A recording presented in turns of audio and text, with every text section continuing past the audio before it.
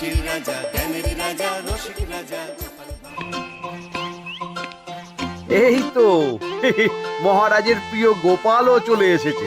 তাহলে এবার সভা শুরু করা যাক মহারাজ। সে আপনি যাই বলুন না কেন মন্ত্রী মশাই, আজ আমার আপনার সাথে ঝগড়া করার কোনো ইচ্ছেই নেই। কেন গোপাল, কি হয়েছে তোমার? কি আর বলি মহারাজ, কৃষ্ণনগরের ভবিষ্যৎ দেখে আমি তো ভাষাই হারিয়ে ফেলেছি। বলো কি, কৃষ্ণনগরের ভবিষ্যৎ? তা শুনি শুনি, খুব ভালো কিছু নিশ্চয়ই। এতে আর শোনার কি আছে মহারাজ, অবশ্যই ভালো হবে। সে কথা তো আমি একবারও বলিনি মন্ত্রী মশাই। আহা গোপাল, ভনিতা না করে বলি ফেলো না দেখি, কি এমন দেখেছো কৃষ্ণনগরের ভবিষ্যৎ? তাহলে শুনুন, কৃষ্ণনগরের ভবিষ্যৎ ঘোর অন্ধকারে, মোটেই ভালো নয়। হ্যাঁ, বলো কি? কৃষ্ণনগরের ভবিষ্যৎ বলতে আমি ছোট ছোট ছেলে মেয়েদের কথাই বলছি। ওরাই তো আমাদের কৃষ্ণনগরের ভবিষ্যৎ।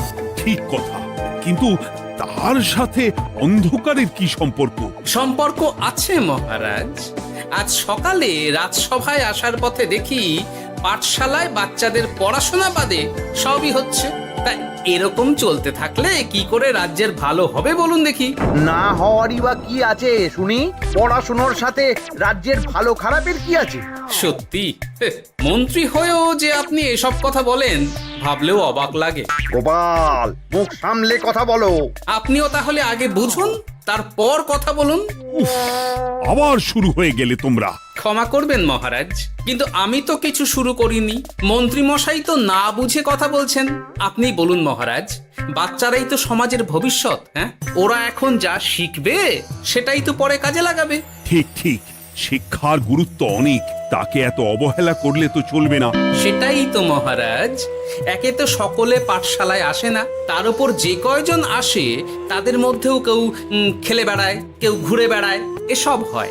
বুঝলাম, কিন্তু রাজপণ্ডিত কিছু বলে না। কি করে বলবেন মহারাজ, উনি তো নিজেই ঘুমে ঢুলতে থাকেন। কি?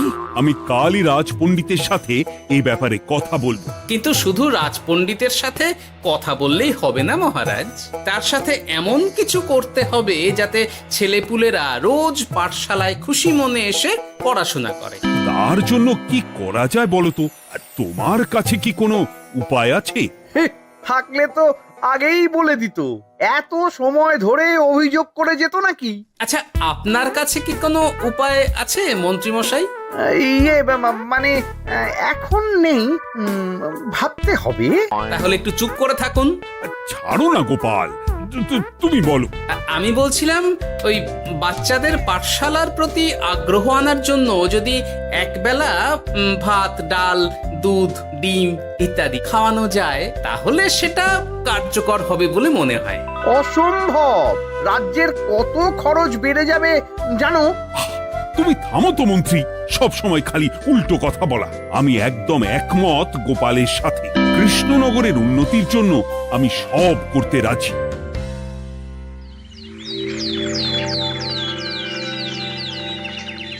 তোমার কিছু বলার আছে পণ্ডিত, পাঠশালার এই অব্যবস্থার ব্যাপারে?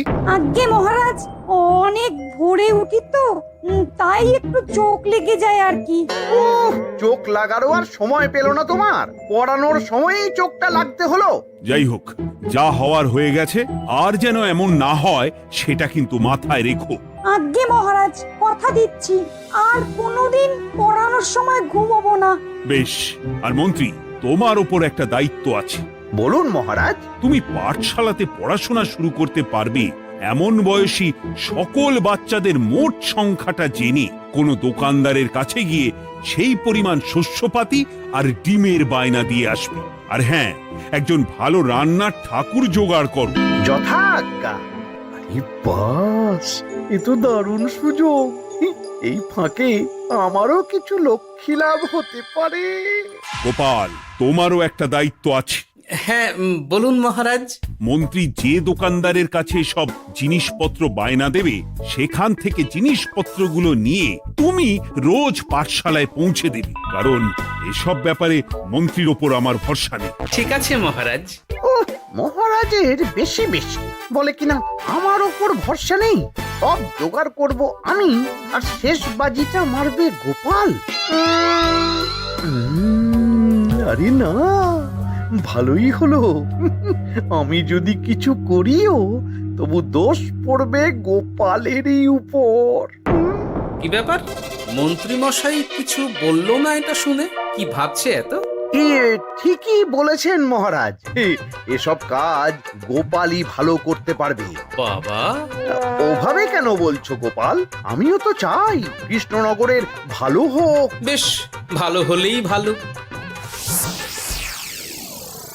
শোনো ঠাকুর, তাহলে ওই কথাই রইলো। দেখো যেন কোনো ভুলচুক না হয়। ঠিকঠাক কাজ করলে ভালো বকশিস পাবে, কেমন? হ্যাঁ হুকুম, কোনো ভুল হবে না। পাথর ভেঙে এক বস্তা কাঁকর আমি তৈরি করেই এনেছি, আর অর্ধেক দুধে অর্ধেক জল মেশানো আর ডিম সরানো, এই তো সব হয়ে যাবে। হ্যাঁ, তবে দেখো গোপাল যেন এর টের না পায়। না না হুকুম, তু গোপাল কেন, কাকপক্ষীও টের পাবে না।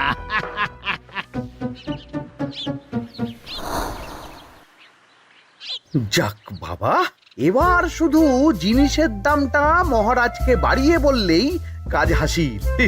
এদিকে অতিরিক্ত মূল্যটাও আমার হবে, আর বাকি জিনিসগুলো বিক্রি করার পর সেই দামও আমারই হবে।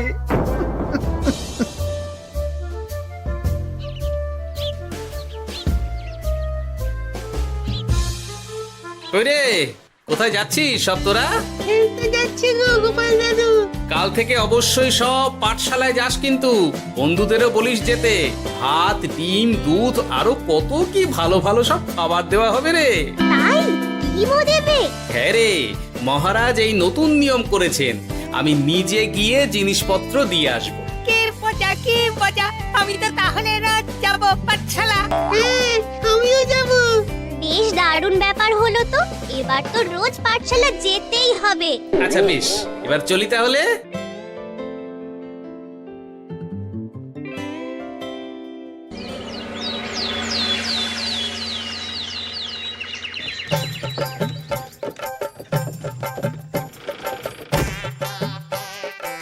এই নাও গো ঠাকুর, সব জিনিস নিয়ে চলে এসেছি।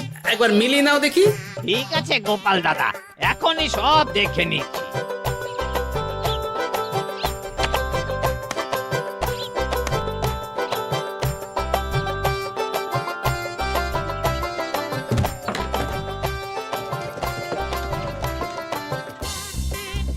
যাক বাবা, গোপাল দাদা গেছে।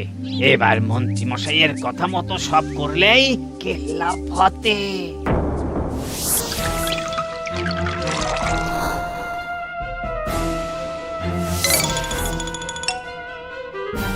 কই গো ঠাকুর?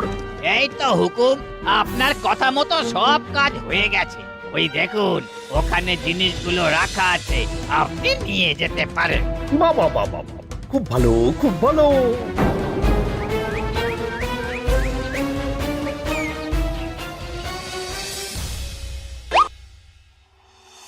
ও কি, অর্ধেক ডিম দিলে যে, বাকিটা কোথায়? কিসের বাকি? ডিমটা অমনি দেখতে। বললেই হলো, ডিম কখনো অর্ধেক হয়? বাকিটা কোথায় বলো, নইলে কিন্তু। আরে বাবা, তুমি ডিম খেতে খুব ভালোবাসো বুঝি? হ্যাঁ তো। তাহলে এটা জানো না যে অর্ধেক ডিমের দ্বিগুণ শক্তি হয়? সত্যি? হ্যাঁ, তা নয় তো কি মিথ্যে? ওই জন্যই তো আমি তোমাদের সকলকে অর্ধেক ডিম দিই। আরে বাস, এটা তো আমরা কেউই জানতাম না। ঠিক আছে, আমি আমার সকল বন্ধুকে এটা জানাবো। যাক বাবা, বিশ্বাস করলো তবে, নইলে আর একটু হলেই ধরা পড়ে যেতাম।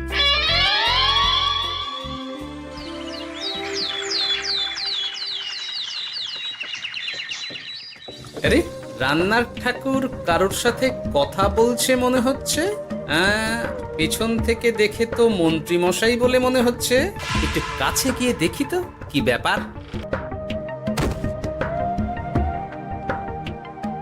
আরে গোপাল দাদা যে, তোমার কথাই ভাবছিলাম, আর দেখো তুমি চলে এলে। হুম, তুমি কি নিশ্চিত যে তুমি আমার কথাই ভাবছিলে? আমি তো তোমাকে কারোর একজনের সাথে কথা বলতে দেখলাম। আবার মন্ত্রী মশাইকে দেখে ফেলেনি তো? কথাটা বেফাঁস হয়ে যাওয়ার আগেই আমাকে কথা ঘোরাতে হবে। কি গো বলো? এত কি ভাবছো? হ্যাঁ, ইয়ে না না, এতে ভাবার আর কি আছে? কেউ না কারোর সাথে কথা বলিনি। আমি তো একাই ছিলাম। তুমি বোধহয় ভুল দেখেছো। হ্যাঁ, ভুলই হবে। কি ব্যাপার? ঠাকুর এভাবে বলছে কেন? তাহলে কি সত্যি ভুল দেখলাম নাকি অন্য কোনো ব্যাপার আছে? না, পরে দেখতে হচ্ছে। ঠিক আছে, এই আমি যাই গো। হ্যাঁ, অনেক কাজ আছে। হুম, না না না, ঠাকুর যতই বলুক না কেন কেউ ছিল না সেখানে, তবু মনটা কেমন যেন খটকা লাগছে। যাই হোক, মনে হওয়া নিয়ে তো আর কিছু করা যাবে না। এখন যাই কাজে। তা মন্ত্রী, পাঠশালায় রোজ ভালো মানের আনাজপাতি যাচ্ছে তো? আগে হ্যাঁ মহারাজ, আমি তো ভালো মানেরই সব চাল ডালের বায়না দিয়েছি। কথা মতো তো সেগুলোই পাঠানোর কথা। তবে বাকিটা গোপাল জানে। মানে গোপাল জানে মানে ঠিক কি বলতে চাইছেন আপনি মন্ত্রী মশাই? না মানে জিনিসগুলো সব নিয়ে তো তুমিই যাও, তাই আর কি। সেটাও করতে হচ্ছে, কারণ মহারাজ আপনার উপর ভরসা করতে পারেন না। গোপাল, ঠিক আছে, আমি বুঝতে পেরেছি। মন্ত্রী, সপ্তাহে সপ্তাহে জিনিসের দাম মিটিয়ে দিচ্ছ তো? হ্যাঁ হ্যাঁ, আগের সপ্তাহের দাম মিটিয়ে দিয়েছি, কিন্তু পরেরটা বাকি। আর মহারাজ বলছিলাম কি, পরের মাস থেকে জিনিসের দাম একটু বাড়তে পারে। কি হলো? মন্ত্রী মশাইয়ের এই ব্যাপারটা কেমন যেন লাগলো না, চোখে চোখে রাখতেই হবে।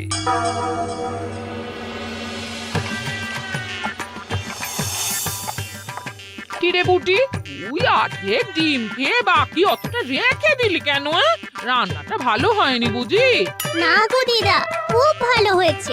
আমি তো আসলে এখন এমনই খাচ্ছি। শিকিরি, কেন রে পুটি? তোর তো ডিম খুব প্রিয় ছিল রে। এখনো ভালো লাগে। তাহলে পুরো ডিম খাচ্ছিস না কেন? এ বাবা, তুমিও জানো না, অর্ধেক ডিমের শক্তি গোটা ডিমের থেকে বেশি, মানে দ্বিগুণ শক্তি। কি বলে কি গো? এই, তোকে এমন কথা কে বলেছে রে? ওমা, কেন? পাঠশালার রান্নার ঠাকুর আমাদের তো রোজ অর্ধেক ডিমই দেয়, ওই জন্য আমি একদিন জিজ্ঞেস করেছিলাম, তখন বলল অর্ধেক ডিমের দ্বিগুণ শক্তি হয়। বলিস কি রে? এতদিন ধরে এসব চলছে? না, মহারাজকে জানাতে হবে।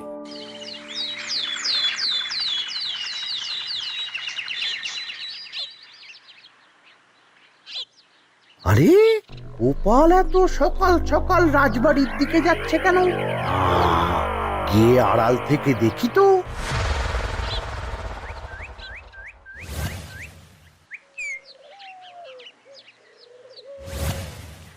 বলো গোপাল, কি হয়েছে? হঠাৎ কেন এভাবে একা দেখা করার কথা বললি? আসলে মহারাজ, আমি চাই না এই ব্যাপারটা মন্ত্রী মশাই জানুক, তাই একান্তে আপনার সাথে কথা বলতে চাই। কেন, কি হয়েছে? সব খুলে বলো। তাহলে শুনুন মহারাজ।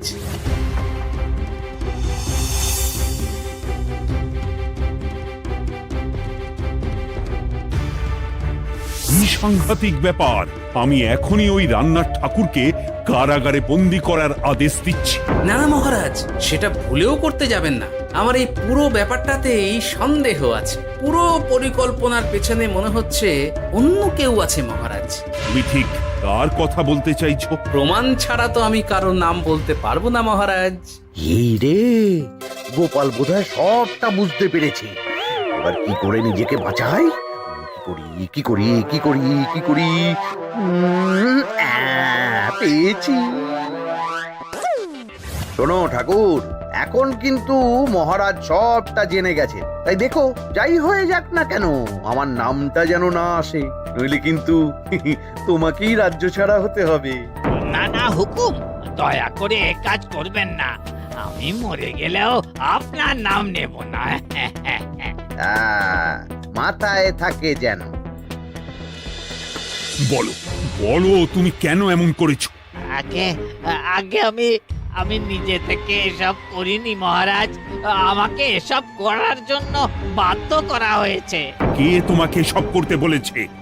আগে গোপাল দাদা। কি মিথ্যে কথা। বেশ হয়েছে, এবার ঠেলা বুঝুক গোপাল। দেখলেন মহারাজ, খুব ভরসা করতেন না আপনি গোপালের ওপর? ভাবা যায় তলে তলে এই।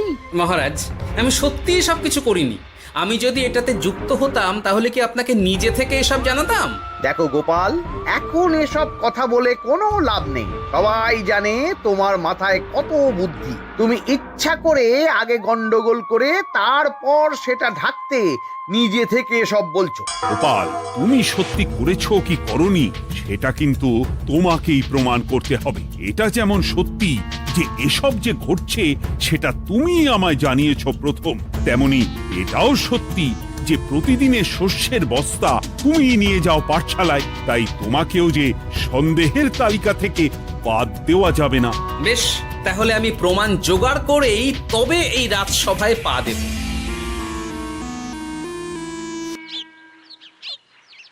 আজকের পরে আমি আরো নিশ্চিত যে এসবের পিছনে মন্ত্রীমশাই যুক্ত আছে।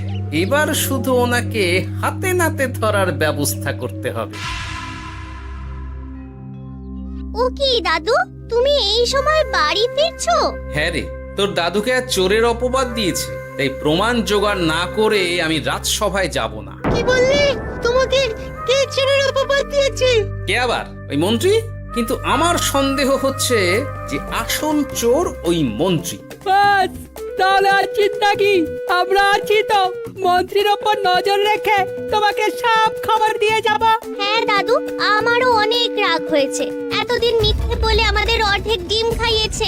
আমি এটা কিছুতেই মানতে পারছি না। এবার সত্যিটা সবার সামনে আসবেই।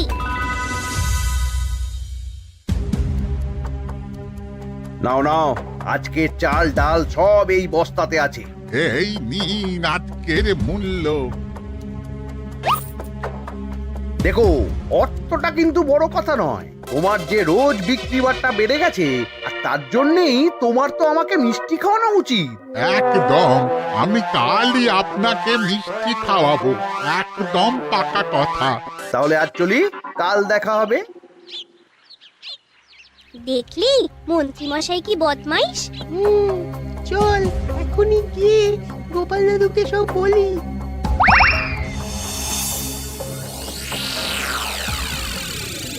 তাহলে এটাই হলো আসল ব্যাপার। খাওয়াচ্ছি ওকে মিষ্টি। হ্যাঁ গোপাল দাদু, একেবারে আচ্ছা করে দাওয়াই দিও। আচ্ছা শোন, আমার মাথায় একটা বুদ্ধি এসেছে বুঝলি। কাল তোরা ওই পাশের গ্রামের দোকানদারকে কিছু একটা করে আটকে রাখবি, আর আমি সেই সুযোগে মন্ত্রীর সাথে দেখা করব। আচ্ছা, তুমি কোনো চিন্তা করো না। ঠিক আছে, তোরা এখন যা, আমিও একবার মহারাজের সাথে দেখা করে আসি।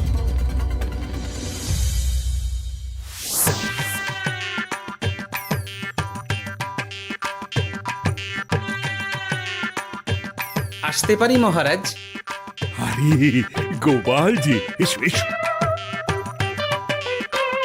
মহারাজ, কথা মতো আমি প্রমাণ জোগাড় করে ফেলেছি, কিন্তু সেটা দেখার জন্য আপনাকে কাল আমার সাথে একটা জায়গায় যেতে হবে। বেশ, আমি যাবো।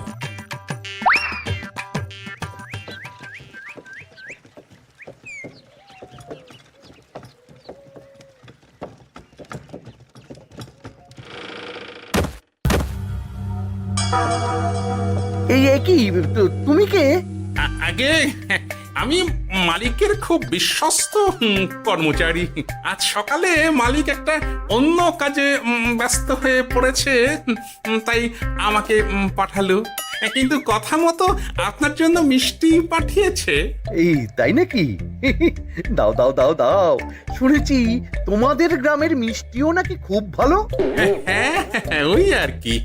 নিন।